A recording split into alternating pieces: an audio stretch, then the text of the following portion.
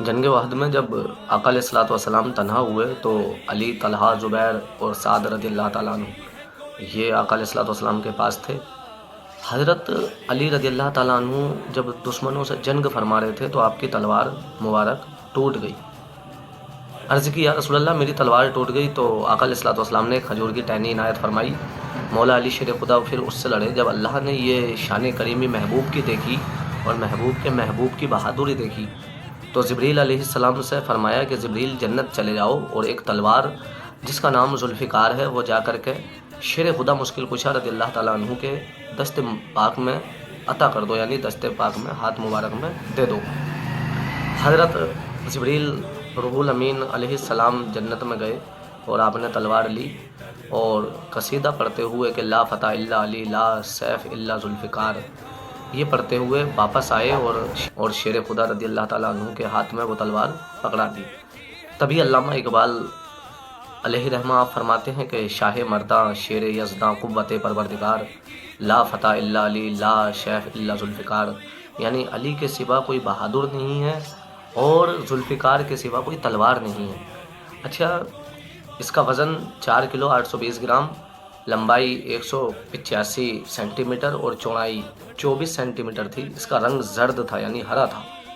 اب یہ تلوار جو ہے آقا علیہ الصلوۃ والسلام کے اس مرد مجاہد شیر خدا پہ رہی۔ اس کے بعد پھر امام حسین پاک علیہ السلام نے کربلا کے میدان میں ظہور دکھائے۔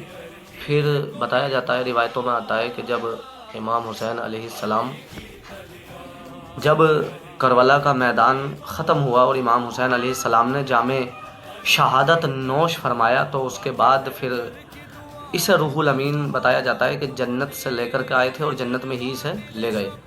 اور روایتوں میں آتا ہے کہ حضرت مہدی علیہ السلام کا جب ظہور ہوگا تو اللہ تبارک و تعالیٰ یہ سیف جو کہ حضرت شیر خدا مشکل کشا نے اور کربلا کے میدان میں امام پاک نے چلائی تھی، وہ امام مہدی علیہ السلام کو دے دی جائے گی، عنایت کر دی جائے گی، جس کی وجہ سے آپ دنیا کو بھی فتح کر لیں گے اور آقا علیہ الصلوۃ والسلام دین محمد صلی اللہ علیہ وسلم بھی پھیلا دیں گے۔ اللہ پاک کی بارگاہ میں دعا ہے کہ اللہ تبارک و تعالیٰ ہمیں تمام فتنوں سے بچنے کی توفیق عطا فرمائے اور فتنہ دجال اور عذاب قبر سے محفوظ فرمائے اور اہل بیت کے صدقے میں زندہ رکھے، اہل بیت کے صدقے میں موت نصیب فرمائے۔ آمین ثم آمین یا رب العالمین۔ میں تھوڑی سی جانکاری اور دے دوں اس تلوار کے بارے میں کہ اس کی تاثیر یہ تھی کہ جب یہ چلتی تھی تو میں نے کتب کے اندر پڑھا ہے، کتابوں کے اندر، کہ یہ اس کی خاصیت تھی کہ یہ مومنوں کو چھوڑتی اور کافروں کو کاٹتی ہوئی چلتی تھی۔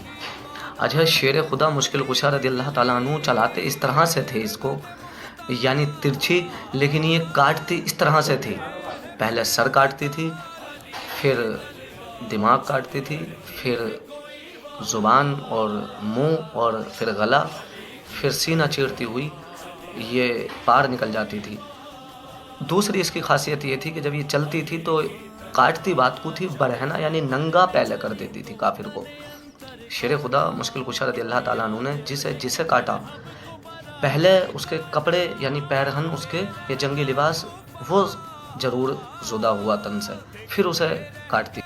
ایک شخص آیا، اس نے عرض کی کہ شیر خدا رضی اللہ تعالیٰ عنہ، میں نے سنا ہے کہ آپ کہتے ہیں کہ اگر میں تلوار پہاڑ پہ مار دوں تو پہاڑ ریزہ ریزہ ہو جائے گا، تو کیا یہ بات سچ ہے؟ شیر خدا مشکل کشا نے فرمایا کہ ہاں یہ بات سچ ہے۔ اس نے تلوار اٹھائی اور نادان نے دیوار پہ دے ماری۔ دیوار کی ایک بھی پتھر، ایک بھی سنگ اس سے دور نہیں ہوا، یعنی کٹا نہیں۔ تو شیر خدا مسکرائے، فرمانے لگے کہ ذوالفقار تو ہے ہی، لیکن اس کو چلانے کے لیے مجھے علی کا ہاتھ ہونا چاہیے، تو قربان ہونا چاہیے شیر خدا کے ایسے مجاہد پر کہ جس کو آقا علیہ الصلوۃ والسلام نے فرمایا ہو کہ انا مدینۃ العلم و علی بابوہا، کہ میں علم کا شہر ہوں اور علی اس کا دروازہ ہے۔